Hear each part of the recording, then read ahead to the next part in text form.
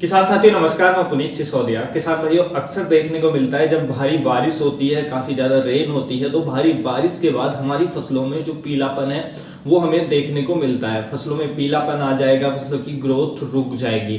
तो देखिए, आज की इस वीडियो में हम बात करेंगे कि भारी वर्षा के बाद ऐसा क्या होता है कि जो हमारी फसलों में जो पीलापन है वो उसके पीछे के कौन कौन से कारण होते हैं जिससे पीलापन देखने को मिलता है, फसलों की ग्रोथ अच्छी नहीं आती है, और उससे हम कैसे बचें, इससे कैसे बच सकते हैं, कैसे हम वर्षा के बाद भी अपनी फसलों को हरा भरा रख सकते हैं और उनकी जो ग्रोथ है उसको कंटिन्यू रख सकते हैं। तो आज की इस वीडियो में हम यही बात करेंगे। वीडियो काफी इन्फॉर्मेटिव होगा। वीडियो अच्छा लगे लाइक कीजिएगा, ज्यादा से ज्यादा फार्मर के साथ इसे शेयर कीजिएगा ताकि उन तक भी ये जानकारी पहुंच सके। तो चलिए जानते हैं। देखिए, जब भी भारी बारिश होती है तो अक्सर आप देखते होंगे कि फसलों में पीलापन आता है। अधिक रेन के बाद, अगर हल्की फुल्की रेन होती है तो कोई समस्या नहीं होती है, लेकिन ज्यादा वर्षा होती है, कंटिन्यू रेन हो रही है, तो उसकी वजह से आप देखेंगे कि फसलों में पीलापन आ जाएगा और फसलों की ग्रोथ रुक जाएगी। तो देखिए, फसलों में पीलेपन आने के कई कारण होते हैं। पहला कारण की यदि हम बात करें पॉइंट नंबर 1 की, तो क्या होता है कि जब भारी बारिश होती है तो क्या होता है कि जो न्यूट्रिएंट्स हैं, या स्पेशली जो हम नाइट्रोजन की बात करें, नाइट्रोजन और अदर न्यूट्रिएंट्स वो क्या होते हैं, वो कम हो जाते हैं।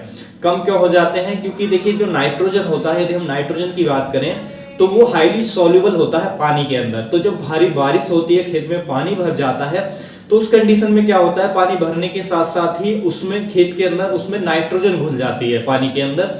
और जब पानी लीच करता है, यानी कि जब खेत में पानी ज्यादा भर जाता है तो फिर वो लीच करता है, अंडरग्राउंड चला जाता है जो पानी है, तो उसके साथ साथ जो नाइट्रोजन है उसके साथ घुल करके वो भी नीचे चला जाता है, जिसकी वजह से नाइट्रोजन की डिफिशियंसी हो जाती है। आप देखेंगे जब भी ज्यादा बारिश होगी तो नाइट्रोजन सबसे ज्यादा लॉस होता है नाइट्रोजन का। तो वो लीच कर जाता है क्योंकि वो हाईली सॉल्युबल होता है पानी के अंदर। तो वो लीच करने के कारण जो फसलों में पीलापन आपको देखने को मिलता है, क्योंकि वहां पर नाइट्रोजन डिफिशियंसी आ जाती है। उसी तरीके से और भी पोषक तत्वों का लॉस होता है, जिसकी वजह से ये जो समस्या है, हमें नाइट्रोजन डिफिशियंसी या अदर पोषक तत्वों की डिफिशियंसी के कारण जो पोषक तत्व हैं वो प्रॉपर नहीं मिल पाते हैं हमारी फसलों को, जिससे हमें पत्तियों के अंदर पीलापन देखने को मिलता है और जो फसलों की ग्रोथ है वो कहीं ना कहीं रुक जाती है।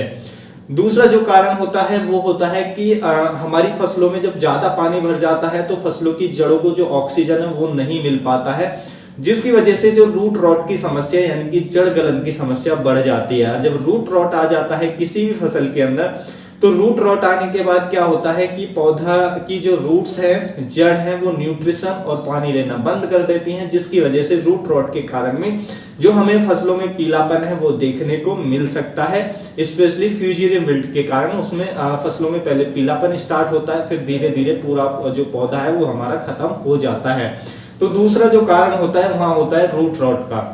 बात करें तीसरे कारण की, तो तीसरा जो कारण होता है वो है कि माइक्रोबियल एक्टिविटी का स्लो हो जाना। देखिए, जब खेत के अंदर पानी भर जाता है और या कंटिन्यू रेन हो रही है, लगातार खेत के अंदर पानी भरा रहता है, तो ऐसी कंडीशन में जो माइक्रोब्स होते हैं उनको भी जो पर्याप्त ऑक्सीजन है वो नहीं मिल पाती है, जिसकी वजह से उनको भी लॉस होता है और उनकी जो एक्टिविटी है वो स्लो हो जाती है, यानी कि कार्य करने की जो क्षमता है माइक्रोब्स की सॉइल के अंदर वो भी स्लो हो जाती है। जब वो स्लो हो जाती है तो उसकी वजह से भी हमारी फसलों की ग्रोथ प्रॉपर नहीं आती है और फसलों में पीलापन हमें देखने को मिलता है, क्योंकि आप जानते हैं माइक्रोब्स काफी हेल्पफुल होते हैं फसलों की अच्छी ग्रोथ लाने के लिए। तो ये रीजंस होते हैं जब हमारी फसलों में ज्यादा पानी भर जाता है, लगातार रेन होती है, तो इन कारणों की वजह से जो फसलों में पीलापन है वो देखने को मिलता है और फसलों की ग्रोथ रुक जाती है।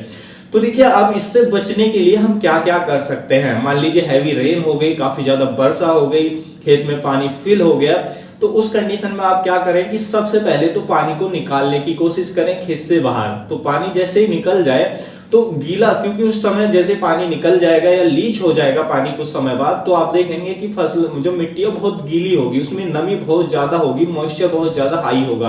तो ऐसी कंडीशन में आपको क्या करना है कि आपको एक तो यूरिया लेना है प्लस सल्फर लेना है, और उसके साथ साथ कोई भी माइक्रो न्यूट्रिएंट्स जो फर्टिलाइजर आते हैं ग्रेनुअल फॉर्म में, दानेदार फॉर्म में, आप वो भी ले सकते हैं। तो वो आपको डालना है। यदि हम यूरिया की बात करें तो देखिए, यूरिया आपको लेना है 25 किलोग्राम पर एकड़ के हिसाब से। 1 एकड़ की फसल है उसमें 25 केजी यूरिया लें उसके साथ साथ 2 किलो जो हमारा पाउडर वाला सल्फर आता है वो आप 2 से 2.5 kg आप वो मिक्स करें यूरिया के साथ। उसके साथ साथ जो भी माइक्रोन्यूट्रिएंट फर्टिलाइजर आप ग्रेनुलर फॉर्म में लाए हैं उसकी जो भी एकड़ के हिसाब से जो भी डोज हो वो उसके साथ मिक्स करें और उसको सबसे पहले आप खेत में डाल दें, गीले खेत में डाल दें। तो अगर बेड़ों पे आपने वेजिटेबल की खेती कर रहे हैं, बेड़ों पे फसल लगाई है तो साइड में बेड़ों पे डाल दे, यानी कि रूट से थोड़ा दूर, फसलों से थोड़ा दूर जड़ों में, नालियों में आप बिखेर सकते हैं।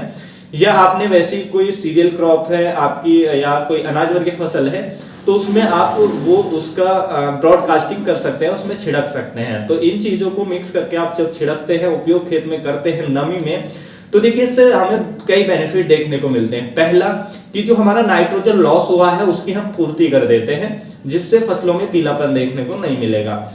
दूसरा, इसमें हमने सल्फर ऐड किया है और भी माइक्रोन्यूट्रिएंट्स फर्टिलाइजर एक ऐड किया है, जिससे और भी पोषक तत्वों की पूर्ति हमारी फसलों में होती है। तो जो भी लॉस हुआ है हमारे पोषक तत्वों का उसकी हम पूर्ति कर देते हैं।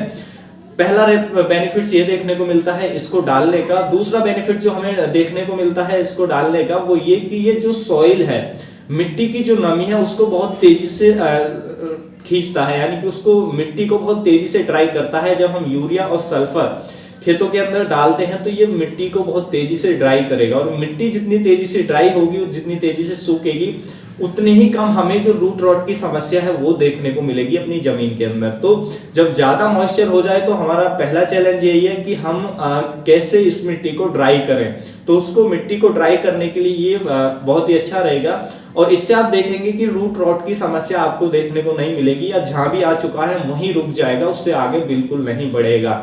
तो ये आपको सबसे पहला काम करना है। और फिर हम जब ये डालते हैं तो इससे पोषक तत्व जो स्पेशली जो नाइट्रोजन है उसकी पूर्ति हमारी फसलों में हो जाती है। उसके बाद देखिए आपको क्या करना है, आप जैसे ही मिट्टी ड्राई हो जाए, सूख जाए, तो सबसे पहले उस मिट्टी को आप थोड़ा लूज करें, यानी कि प्लांट के आसपास उसको थोड़ा लूज करें, उसकी वीडिंग कराएं, जो भी आप करा सकते हैं, जिससे उसके हार्ड लेयर टूटे और उसमें ऑक्सीजन प्रॉपर जाए। ऑक्सीजन प्रॉपर जाए तो फिर रूट रॉट नहीं आता है, या जहां भी आ चुका है वहीं उसको कंट्रोल करने में बहुत आसानी होगी। उसके साथ साथ जो माइक्रोबियल एक्टिविटी है वो भी ठीक हो जाती है, जिससे फसलों की ग्रोथ अच्छी आती है। तो आप देखेंगे जैसे ही आप ऐसा करेंगे कि जो यूरिया है और आप जो हमारा सल्फर है या अदर माइक्रोन्यूट्रिएंट्स है उनको जैसे ही डालते हैं तो फिर देखेंगे मिट्टी तेजी से ड्राई होगी और फसलों की ग्रोथ भी कंटिन्यू रहेगी, उनमें पीलापन भी आपको देखने को नहीं मिलेगा। उसके बाद जैसे ही आप मिट्टी सूख जाती है, आपने वीडिंग कर दी, तो आप उसमें ड्रिंचिंग भी करें, फसलों में की जड़ों में ड्रिंचिंग करें, ताकि जो फंगस है उसको पूरी तरह कंट्रोल किया जा सके। तो जो भी रूट रॉट के लिए अच्छा फंजीसाइड है वो आप ड्रिंच दे सकते हैं, जैसे रोको फंजीसाइड है, कॉपर ऑक्सीक्लोराइड है, और भी बहुत सारे आते हैं, तो कोई भी एक लेकर के आप ड्रिंच दे दें। तो इससे क्या देखेंगे कि आपकी फसल में जो ग्रोथ है कंटिन्यू रहेगी, उसमें कोई भी पीलापन आपको देखने को नहीं मिलेगा जो भारी वर्षा के बाद, और जो माइक्रोबियल एक्टिविटी है वो भी जल्दी ही ठीक हो जाएगी, वो भी तेजी से काम करने लगेगी, जिससे आपकी फसलों की ग्रोथ अच्छी रहेगी, आपको कोई भी ज्यादा लॉस देखने को नहीं मिलेगा। तो उम्मीद है किसान भाइयों जो आज की जानकारी है आपको अच्छी लगी होगी। जानकारी अच्छी लगी तो वीडियो को लाइक कीजिएगा, ज्यादा से ज्यादा फार्मर के साथ इसे शेयर कीजिएगा, ताकि उन तक भी ये जानकारी पहुंच सके। मिलूंगा मैं आपको एक और नई वीडियो में नई जानकारी के साथ, तब तक के लिए आप अपना ख्याल रखिएगा। धन्यवाद।